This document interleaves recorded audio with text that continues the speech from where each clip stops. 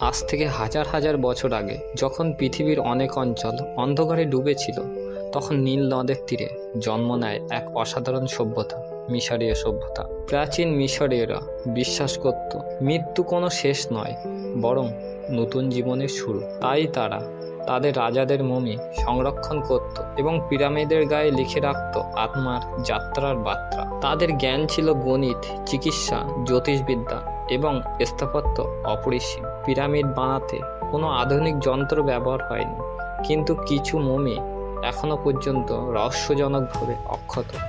তবে আশ্চর্যজনক বিষয় কি জানেন? অনেক গবেষক দাবি করেন পিরামিডের ভেতরে এমন কিছু স্থাপত্য বা চেম্বার আছে যেগুলো এখনো পর্যন্ত আবিষ্কৃত হয়নি।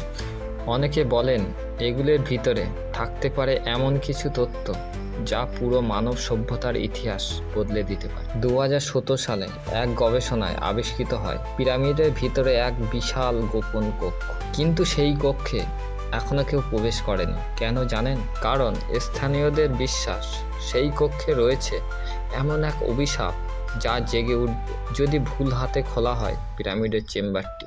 প্রাচীন মিশর শুধু ইতিহাস নয়, নাকি এখনো কোনো অজানা শক্তি পাহারা দিচ্ছে সেই পুরনো রহস্যকে?